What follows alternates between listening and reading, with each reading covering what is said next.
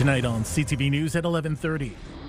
A North Bay driver has died following last night's deadly head-on crash along Highway 17 in Sudbury.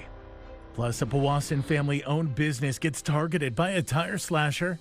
Anybody like car dealers like Mac Lang, Bray Motors, or Mattawa, Sturgeon Falls, be aware. And this may not be a first. Police are investigating. And Laurentian University completes the sale of its real estate assets to the province. It was a very long process, and especially for also terminated employees and terminated faculty members. It comes after the post-secondary school became the first university to declare insolvency. CTV News at 11:30 with Ian Campbell and Rick Wyman with weather. Oh, good evening. Thanks for staying up with us. We are still at this hour waiting for word tonight from the OPP about a heavy police presence in Elliott Lake. A local roadway was closed as a result. Pearson Drive had been shut down between Mississauga Avenue and Bennett Drive for an investigation. The public had been asked to steer clear of the area, and police said they would be releasing more information once it opens. It opened tonight during the 9 o'clock hour. As soon as we get more information, we'll bring it to you right away. A 26-year-old North Bay driver has died following last night's crash on the bypass in Sudbury. Provincial police had closed the Highway 17 bypass last night for around 8 hours. The two-vehicle head-on crash happening near the intersection of 17 and Highway 69 north of McFarland Lake between a passenger vehicle and a commercial truck. The individual was pronounced dead at the scene. There's no word yet on charges. The North Bay and area tire slasher has struck again, this time hitting a Powassan family-owned farm equipment business. Joe Piekarski was coming into work Tuesday morning when he noticed several tractors sitting on their rims. Around 50 new and used tractors, trailers, and other equipment had their tires slashed. Just under 200 tires were slashed, with the damage pegged at around $200,000. The owner doesn't know if his insurance will cover it all. On Monday night, Piekarski's security cameras spotted a person on the property wearing dark clothes with a hood hiding their face. Anybody like car dealers like Mac Lang, Bray Motors, or Mattawa, Sturgeon Falls, be aware that get your cameras, get everything out there that can at least see if we can track this person down or persons and put a stop to it. Meanwhile, North Bay police say they are also investigating incidents of tire slashing at a Volkswagen dealership and at the City of North Bay Public Works yard. The City of North Bay, meantime, marked a major milestone this morning in the construction of a new twin-pad arena. CTV's Eric Tashner reports. With this beam signed, it's hoisted into the air and fastened into place, completing a major milestone in the construction of the new twin pad arena and community center. Oh, it's 100% needed. It just, like I said before, it's going to grow the sport. It will make more ice time available. We'll be able to stay within North Bay. According to officials, the $63 million facility is still on budget. There's $500,000 in internal costs, and the city did have a $1.1 million contingency plan. There's only been about 300 to 400,000 of that was utilized, and that was due to some rock work that was done. The recreation facility will also include a walking track, a community room, and 14 dressing rooms to support both indoor and outdoor sports, with enough parking for more than 400 vehicles. It will also be one of the first net carbon zero recreational facilities in Canada. The federal government is chipping in close to $26 million from its Inclusive Community Buildings program. The taxpayers should be very proud of this project, and the cost reductions from where we originally projected back 2 years ago and to where it is today. I think that it's good value for dollar. Lead contractor Ellis Don Corporation says once the steel frame is complete, construction crews will move on to steel decking and finishing work, followed by the building envelope phase, which includes roofing and exterior walls. Our goal is to have it enclosed for the winter to ensure that we're able to work right through the winter no matter what the weather conditions are. The city is directing $1.5 million in contributions from OLG towards the project. It's slated for an August 2026 opening. which means user groups won't have to wait too long before they step out onto the ice. It will be really exciting to have more ice surfaces. Eric Tashner, CTV News, North Bay. Well, negotiations are underway between two neighbors in Sudbury, a hospital and a golf course. As CTV's Angela Campbell explains, it could mean more room at Health Sciences North. Health Sciences North confirms it's in discussion with Idlewild Golf Club to purchase a little over 10 acres of adjacent land. The golf club has posted details on its website, including results from the most recent members' vote on the plan. For most members at Idlewild, the course is a quiet sanctuary on the greens. But there is a small reminder of the busy hospital property next door. In an email to CTV News, a spokesperson for HSN says the land would be used for expansion, with occupancy rates between 120% and 132% between January and May of this year, and averaging between 120 and 130 patients in unconventional spaces every day.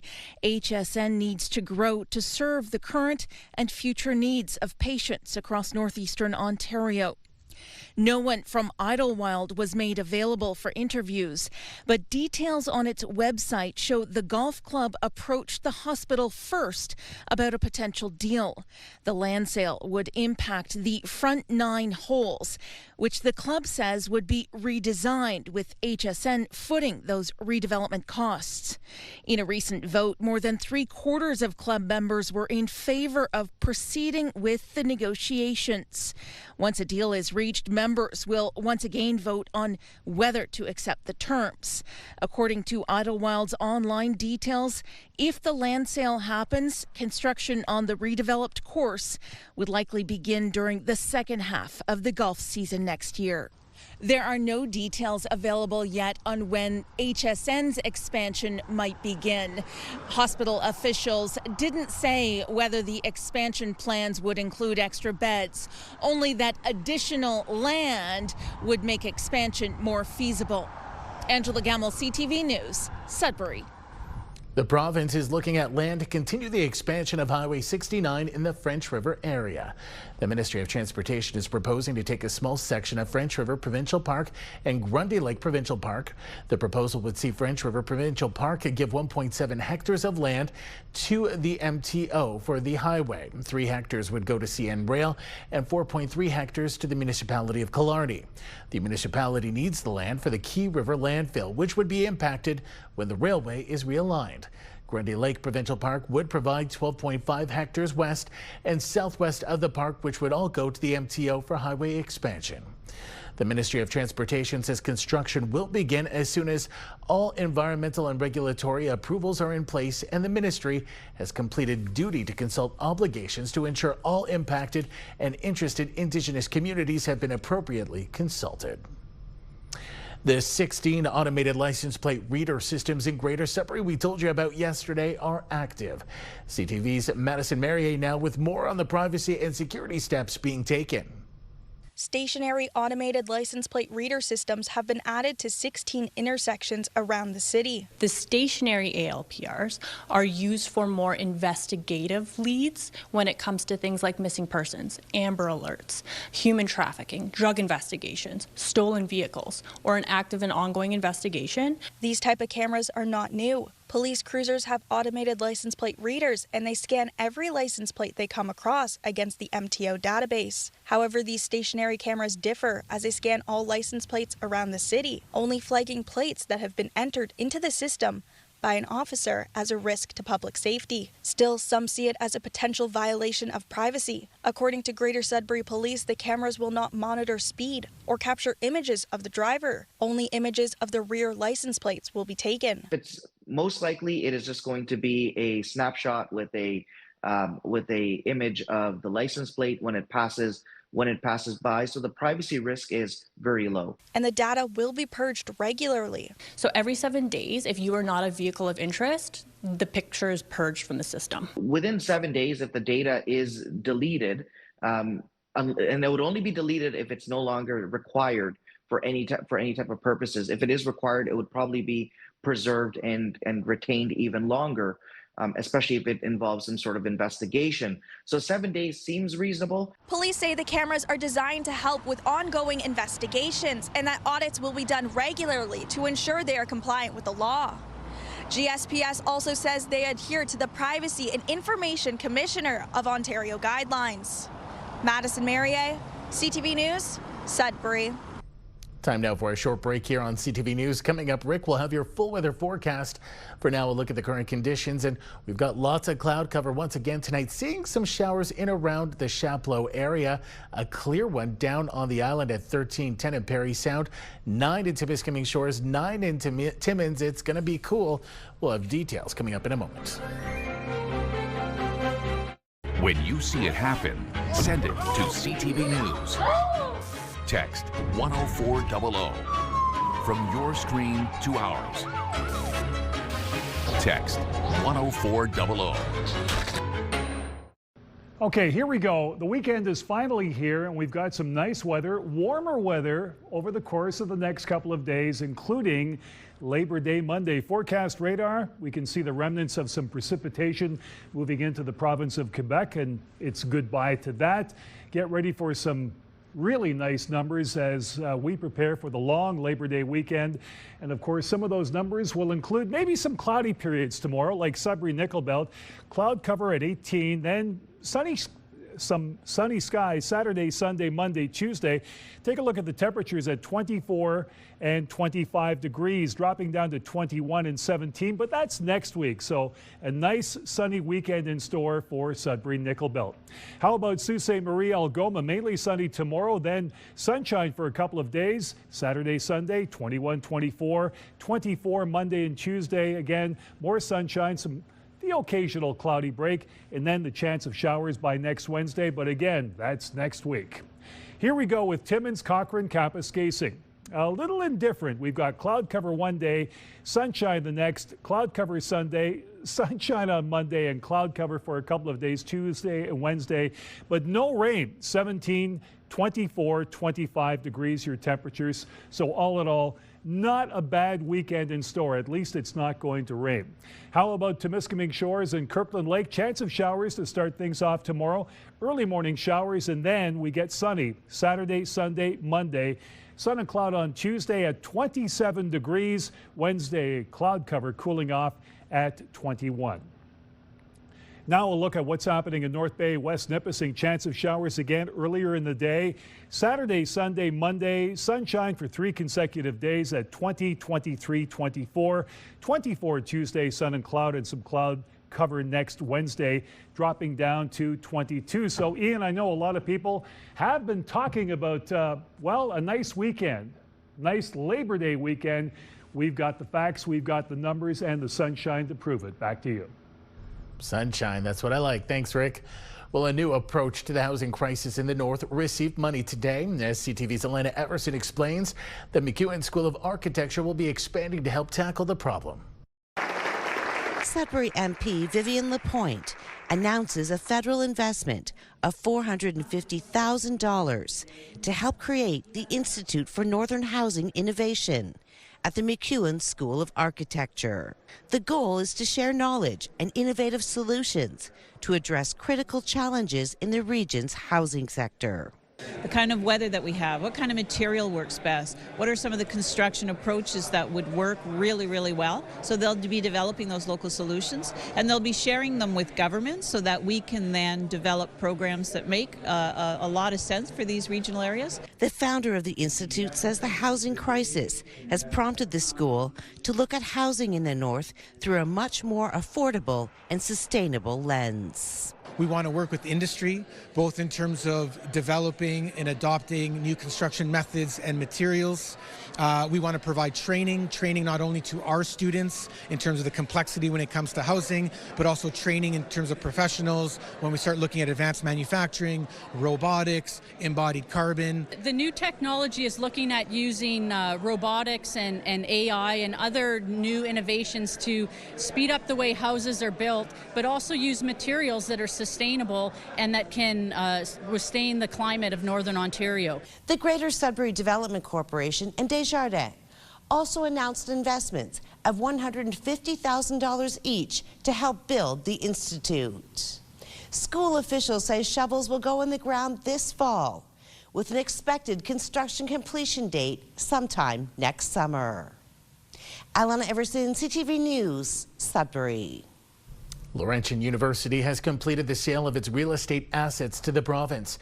The transaction is a major milestone that marks the end of the financial crisis that saw it become the first university in Canada to declare insolvency. CTV's Amanda Hicks reports. Laurentian University successfully exited the CCAA process in late 2022. However, the university still had to complete the final steps, which included the sale of $53.5 million in real estate assets and the distribution of funds to creditors. Today, it was announced through an internal memo that the university had finalized the sale of properties to the province. There will be a sense of relief from many members. It was a very long process, and especially for also terminated employees and terminated faculty members who were waiting to get a part of their severance. It's a bittersweet announcement. On the one hand, it's a reminder of what happened with CCAA. On the other hand, it's a step forward towards exiting that process completely and sort of that positive rebirth of Laurentian that we're all looking forward to. Among the properties being sold are the East Residence, the Northern Ontario School of Medicine Health Sciences Building, and the Valley Living with Lake Centre, which was finalized as of last December. The university will lease back 3 of the properties to ensure continued use of the facilities. It represents only 24% of what was owed to the creditors, so including indeed LUFA terminated members and also Laurentian University terminated employees, and that shows how cruel the CCAA process was. Laurentian said the university's president would not be commenting publicly, but stated in the memo that the final steps in the process would be completed as of December. Amanda Hicks, CTV News, Sudbury. Students in Quebec returned to class this week, and many are still adjusting to one big change: no cell phones at school. The province's cell phone ban means students can no longer use mobile devices during class, lunch breaks, or in hallways. CTV's Laurence Brisson-Dubreuil reports. The morning bell rings, class is in, cell phones are out. It was hard because I'm really used to always having my phone with me. Normalement, j'aurais été habituée de que... She says it's harder to meet friends between classes without texting. C'est la première journée, donc... He says not having access to his schedule on his phone is a hassle, but he'll adapt. Today marked the first school day under the system-wide ban on cell phones and other mobile devices. Who's expected to enforce it? Teachers. But a group representing private school educators says they're already overloaded. We're afraid that it will be a lot of job to put on the school staff. While the government announced the ban in May, a parents group says there's a lot of questions still unanswered. Whether having the new rules about cell phone financing, availability of services, what will be cut in schools, uncertainty for parents is the main theme. Their spokesperson says the transition also requires a lot of support from parents. His advice, be a role model. Everybody's got a cell phone in their pocket, and they grew up in this world, and now we're asking them to go back to a world they don't know. Teachers are expected to follow the same rules. Students hope they do. If they're regularly on it, also during lunch, I think that would be a little unfair. Lui aussi, ça peut le déconcentrer. She says teachers can also be distracted by their devices. Students will need time to adjust to this new reality. Some are optimistic. In the beginning, it'll be a bit hard, but I think I'll get used to it. More reactions to come as the return to class continues. Laurence Brisson-Dubreuil, CTV News. A Sault Ste. Marie woman is celebrating after her 3rd big win. Carol Shelbis won $100,000 from an instant ticket recently. It wasn't her first time in the winner's circle. The 59-year-old retiree has won twice before, picking up $100,000 in 2018 and $250,000 in 2022. Still ahead tonight on CTV News. An important anniversary today. Canadian prisoners of war were freed 80 years ago. More on that in a moment. 8 decades ago, Canadian prisoners of war held in Japan were liberated, marking a pivotal moment at the end of the Second World War. Today, that anniversary was being remembered at the New Brunswick Military History Museum in Gagetown. CTV's Nick Moore was there. Along the way, Andy Flanagan is the author of The Endless Battle, The Fall of Hong Kong and Canadian POWs in Imperial Japan. It is an account of the prisoner of war experience from his father, James Andrew Flanagan of Jacket River, who was taken prisoner in late 1941. Dad used to tell these horrible stories, and on Christmas Day it was horrible at home because that's the day that he was captured. But he'd go through his archives and his materials, and he'd tell a story and he'd cry a bit. He always talked about it. It was his revenge, telling them what they actually did to him. Flanagan spent 3 years and 8 months in captivity. This photo shows what he looked like near the end of it, weighing only 68 pounds. By the time he got home, he said he was fattened up to 75 pounds. A collection of Flanagan's documents and letters were on display today at the New Brunswick Military History Museum, along with artifacts from fellow POWs Bernard Duplessis of St. Stephen and Joseph Charles Fournette, who grew up near Campbellton.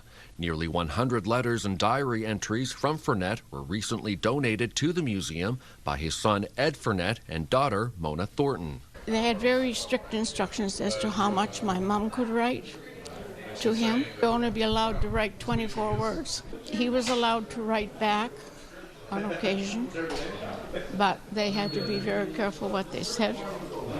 They couldn't describe exactly where they were. He was able to keep these diaries secret. So the fact that they survived this long, and they survived all through his captivity, is just incredible. David Hughes is the museum's manager and says these artifacts are helping to provide insight into that trauma. We're getting these items, in many cases, in the nick of time. We've transcribed handwritten letters into typewritten form so they can be more easily accessed by people. Nick Moore, CTV News.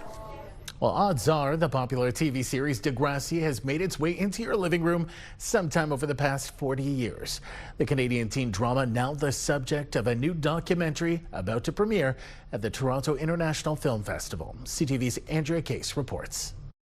There was a notice about auditions for this new kids show. And then one day, my mom called me and told me, "You got the role."